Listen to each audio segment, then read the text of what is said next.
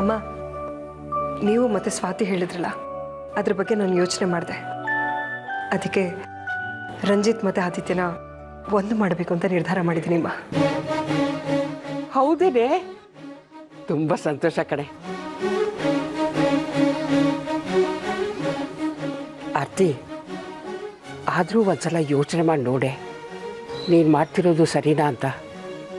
ಯಾಕಂದರೆ ಹಾವು ಮುಂಗ್ಸಿನ ಒಂದು ಮಾಡಕ್ಕೆ ಹೊರಟಿದ್ಯಾ ನೀನು.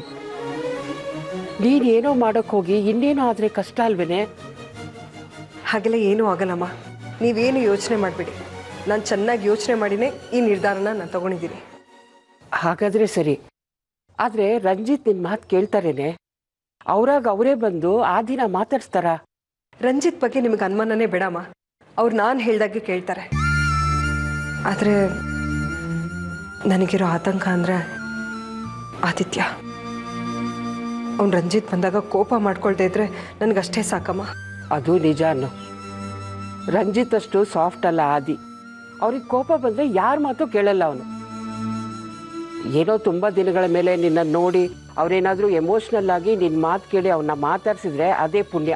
ನೋಡೋಣ ಅಮ್ಮ, ಅದೇನಾಗುತ್ತೋ ಆಗಲಿ. ಸದ್ಯಕ್ಕೆ ನಮ್ಮ ಕರ್ತವ್ಯನ ನಾವು ಪಾಲಿಸ್ಲೇಬೇಕಲ್ವ. ಫಲ ಎಲ್ಲ ದೇವ್ರಿಗೆ ಬಿಟ್ಟಿದ್ದು. ಪ್ರಯತ್ನ ಮಾತ್ರ ನಾವು ಮಾಡಲೇಬೇಕು. ಪ್ರಯತ್ನ ಮಾಡಿದ್ರಲ್ಲಿ ಏನು ತಪ್ಪಿಲ್ವಲ್ಲ. ಹೇಗಾದರೂ ಮಾಡಿ ಆದಿತ್ಯ ಮತ್ತು ರಂಜಿತ್ ಮಧ್ಯೆ ಇರೋ ಕೋಪ ಮತ್ತು ದ್ವೇಷನ ದೂರ ಮಾಡಬೇಕು. ಅವರಿಬ್ಬರನ್ನ ಸ್ನೇಹಿತರನ್ನಾಗಿ ಮಾಡಬೇಕು. ಆಗ ಎಲ್ಲ ಸರಿ ಹೋಗುತ್ತೆ ಅಮ್ಮ. ನೀನು ಮಾಡ್ತಿರೋದು ಸರಿನೇ ಕಣೆ. ನಿನ್ನ ಪ್ರಯತ್ನದಲ್ಲಿ ಏನೂ ತಪ್ಪಿಲ್ಲ.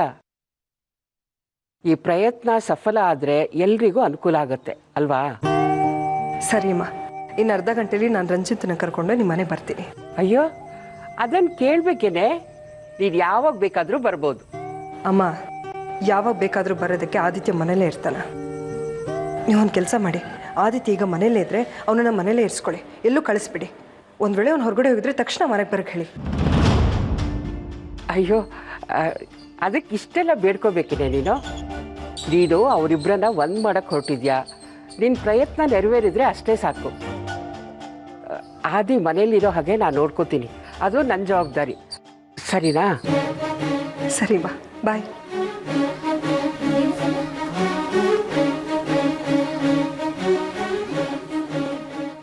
ಶೋಭಾ, ಹೋಗ್ಬಿಟ್ಟು ಬರ್ತೀನಿ. ಒಂದು ನಿಮಿಷ ನಿಂತ್ಕೊಳ್ಳೋ. ಶೋಭಾ, ಏನು ಶೋಭಾ, ಲೇಟ್ ಆಗ್ತಿದೆ ಶೋಭಾ ಇವಾಗಲೇ. ಯಾವ ಕಡೆ ಹೋಗ್ತಾ ಇದೆಯಾ ನೀನು? ಇನ್ನೆಲ್ಲಿ ಹೋಗ್ಲಿ, ಲೈನ್ ಮೇಲೆ ಹೋಗ್ತಾ ಇದ್ದೀನಿ. ನಂಗೆ ಸ್ವಲ್ಪ ರೇಷನ್ ತಂದು ಕೊಡ್ತೀಯಾ? ಶೋಭಾ, ಈಗಲೇ ಲೇಟ್ ಆಗಿದೆ ಶೋಭಾ.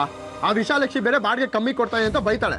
ಇವತ್ತು ಏನಾದ್ರು ಬಾಡಿಗೆ ಕಮ್ಮಿ ಕೊಟ್ಟರೆ ಅಷ್ಟೇ ಉಗಿದು ಮೂಕ್ ಬಿಡ್ತಾಳೆ. ನೀನೇ ಹೋಗ್ಬಿಟ್ಟು ತೊಗೊಂಬಂದ್ಬಿಡು ಶೋಭಾ, ಪ್ಲೀಸ್. ನಂಗೆ ಯಾಕೋ ತುಂಬ ಕಾಲು ನೋಯ್ತಾ ಇದೆ ಕಣೋ. ಒಂದು 10 ನಿಮಿಷಪ್ಪ ತಂದು ಕೊಟ್ಟು ಹೋಗೋ.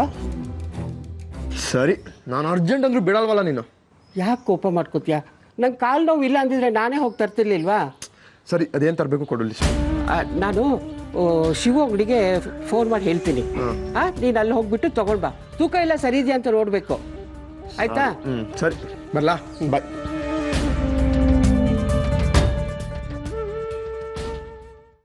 ಪ್ಲೀಸ್ ಹೊಡಿಬೇಡ ಅಂತ ಹೇಳಿ, ಪ್ಲೀಸ್ ಹೊಡಿಬೇಡ ಅಂತ ಹೇಳಿ. ತುಂಬಾ ನೋವಾಗತ್ತೆ. ನೀನ್ ಚಿಕ್ಕವನಾಗಿದ್ದಾಗ ನಾನಿನ್ ತುಂಬಾ ಪ್ರೀತಿಯಿಂದ ನೋಡ್ಕೊಂಡಿಲ್ವಾ? ತಾಯಿ ತರ ನಾನು ನಿನ್ನ ಬೆಳೆಸಿಲ್ವಾ ಹೇಳು? ನಾನು ದೇವ್ರ ಮೇಲೆ ಆಣೆ ಮಾಡಿ ಹೇಳ್ತೀನಿ, ನಾನು ಯಾವ ತಪ್ಪು ಮಾಡಿಲ್ಲ. ಪ್ಲೀಸ್ ಹೊಡಿಬೇಡ ಅಂತ ಹೇಳು, ಪ್ಲೀಸ್. ಸರ್, ಇವಳು ಮಾತನ್ನು ನಂಬೇಡಿ, ಇವಳು ಸುಳ್ಳು ಹೇಳ್ತಾ ಇದ್ದಾಳೆ. ಆರ್ಯ, ಪ್ಲೀಸ್ ಹೊಡಿಬೇಡ ಅಂತ ಹೇಳು. ಆರ್ಯ, ತಡ್ಕೊಳಕ್ ಆಗ್ತಿಲ್ಲ, ತುಂಬಾ ನೋವಾಗತ್ತೆ. ಅಮ್ಮ, ನಿಲ್ಸಿ. ಸರ್, ಇವಮ್ಮ ನಿಲ್ಸಿ ಅಂತ ಹೇಳಿದ್ನಲ್ಲ.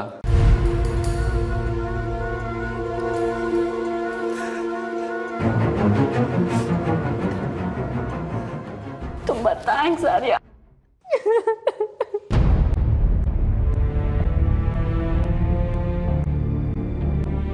ನಿಮ್ಮ ಥ್ಯಾಂಕ್ಸ್ ನೀವೇ ಇಟ್ಕೊಳ್ಳಿ. ಅಲ್ಲ, ಮಾಡಿರೋ ತಪ್ಪನಾದ್ರೂ ಒಪ್ಕೊಳ್ಳಿ. ಶಿಕ್ಷೆ ಕಡಿಮೆ ಆಗೋ ಹಾಗೆ ನಾನು ನೋಡ್ಕೊಳ್ತೀನಿ. ಇಲ್ಲ ಅಂದರೆ ನಾನು ಯಾವ ತಪ್ಪು ಮಾಡಿಲ್ಲ ಆರ್ಯ. ನಾನು ಯಾವ ತಪ್ಪನ್ನು ಮಾಡಿಲ್ಲ ಆರ್ಯ. ಯಾರೋ ಬೇಕು ಅಂತ ನನ್ನ ಮೇಲೆ ಆಪಾದನೆ ಹೊರಿಸೋದಕ್ಕೆ ಆ ರೌಡಿಗಳ ಬಾಯಲ್ಲಿ ನನ್ನ ಹೆಸರನ್ನ ಹೇಳ್ಸಿದ್ದಾರೆ ಅಷ್ಟೇ. ಸತ್ಯ ಹೇಳ್ತೀನಿ, ನನಗೂ ಆ ರೌಡಿಗಳಿಗೂ ಯಾವ ಸಂಬಂಧನೂ ಇಲ್ಲ ಕಣೋ. ನನ್ನ ಮಾತು ನಂಬು ಆರ್ಯ. ನಿಮ್ಮೇಲಿರೋದು ಕೊಲೆ ಆರೋಪ, ಅದಕ್ಕೆ ಸಾಕ್ಷಿಗಳು ಇದ್ದಾವೆ. ನೀವು ಏನೇ ಹೇಳಿದ್ರು ಆ ಸಾಕ್ಷಿಗಳು ನಿಮ್ಮ ಕಡೆನೇ ಬೆಟ್ ಮಾಡಿ ತೋರಿಸ್ತಿದ್ದಾವೆ. ಅಯ್ಯೋ, ನನಗೆ ಹೇಗೆ ಹೇಳಿ ಆರ್ಯ? ಸತ್ಯವಾಗ್ಲೂ ನಾನು ಯಾವ ತಪ್ಪು ಮಾಡಿಲ್ಲ ಕಣೋ. ಎಲ್ಲರೂ ಬೇಕು ಬೇಕು ಅಂತ ನನ್ನ ಮೇಲೆ ಆಪಾದನೆ ಹೊರಿಸ್ತಿದ್ದಾರೆ, ಅರ್ಥ ಮಾಡ್ಕೊ. ಆರ್ಯ, ಅವ್ರು ಯಾರು ನನ್ನ ನಂಬದೇ ಇದ್ರು ಪರವಾಗಿಲ್ಲ. ನೀನು ನನ್ನ ನಂಬಲ್ವೇನೋ? 20 ವರ್ಷ ನಿನ್ನ ಸಾಕ್ಷಿನ ನಾನು ತಾಯಿ ಥರ ಬೆಳೆಸಿದ್ದೀನಿ.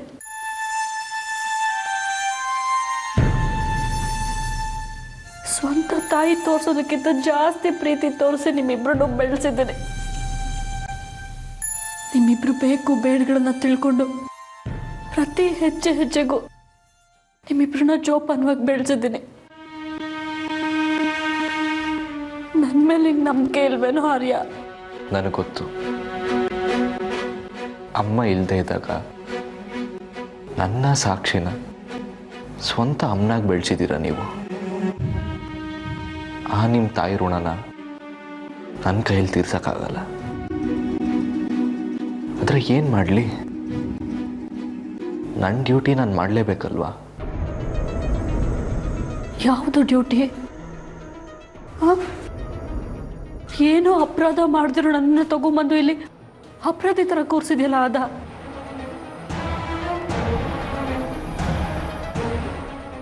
ಆರ್ಯ, 20 ವರ್ಷದ ಹಿಂದೆ ನಾನು ಕೂಡ ನಿಮ್ಮನೆ ಕೆಲಸದವಳು ಅಂತ ಮಾತ್ರ ತಿಳ್ಕೊಂಡು ನನ್ನ ಡ್ಯೂಟಿ ನಾನು ಮಾತ್ರ ಮಾಡ್ಕೊಂಡು ಹೋಗಿದ್ದಿದ್ರೆ ಈ 20 ವರ್ಷ ನಿನಗೂ ಸಾಕ್ಷಿಗೂ ತಾಯಿ ಪ್ರೀತಿ ಸಿಕ್ತಿತ್ತಾ?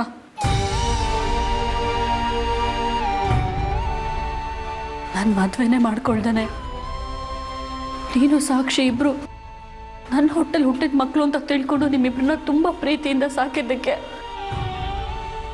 ಇದೇ ನಾನು ನೀನು ಕೊಡೋ ಬಳವಳಿ? ನಾನು ಮದುವೆ ಆಗಿ ಆ ಮನೆಯಿಂದ ಆಚೆ ಹೋಗೋದು ನನಗೆ ದೊಡ್ಡ ವಿಷಯ ಆಗಿರಲಿಲ್ಲ. ನಾನು ನನ್ನ ಮದುವೆ, ನನ್ನ ಮನೆ, ನನ್ನ ಸಂಸಾರ ಅಂತ ಯೋಚನೆ ಮಾಡ್ಬೋದಾಗಿತ್ತು. ಆದರೆ ನಿನಗೂ ಸಾಕ್ಷಿಗೂ ಕಂಪ್ಲೀಟಾಗಿ ತಾಯಿ ಪ್ರೀತಿ ಕೊಡಬೇಕು ಅನ್ನೋ ಒಂದೇ ಒಂದು ಕಾರಣಕ್ಕೋಸ್ಕರ ನಾನು ಇಡೀ ಬದುಕನ್ನೇ ಮುಡುಪಾಗಿಟ್ನಲ್ಲೋ. ನಿಮ್ಮಿಬ್ರು ಆರೈಕೆ ಮಾಡೋದ್ರಲ್ಲೇ ನಾನು ಇಡೀ ಜೀವನ ಕಳೆದ್ಬಿಟ್ನಲ್ಲೋ. ಆದ್ರೆ ನೀನು ಅಮ್ಮ ಅಮ್ಮ ಅಂತ ನನ್ನ ಕರೀತಾ ಇದ್ದೋನು ಆರ್ತಿ ಅಮ್ಮ ಬಂದ ತಕ್ಷಣ ನನ್ನ ಆಂಟಿ ಅನ್ನೋದಕ್ಕೆ ಶುರು ಮಾಡಿದೆ ಅಲ್ವಾ?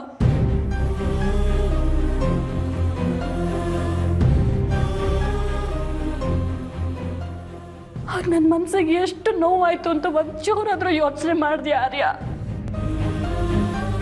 ನಿಮ್ಮ ಬಾಯಲ್ಲಿ ಅಮ್ಮ ಅಂತ ಕರೆಸ್ಕೋತಾ ಇದ್ದಿದ್ದು ನಾನು ಆಂಟಿ ಅಂತ ಕರೆಸ್ಕೊಳ್ಳೋ ಹಾಗಾಗೋಯ್ತು. ನಾನು ನಿಮಗೆ ತೋರಿಸಿದ ಪ್ರೀತಿ, ವಾತ್ಸಲ್ಯ ಎಲ್ಲದನ್ನು ಒಂದೇ ಒಂದು ಕ್ಷಣಕ್ಕೆ ನಿಮ್ಮ ಮನಸ್ಸಿಂದ ಕಿತ್ತು ಬಿಸಾಕ್ಬಿಟ್ರಿ ಅಲ್ವಾ? ಆದರೆ ಇವತ್ತಿಗೂ ಈ ಕ್ಷಣಕ್ಕೂ ನೀನು ಮತ್ತೆ ಸಾಕ್ಷಿ ನನ್ನ ಮಕ್ಕಳು ಕಣೋ.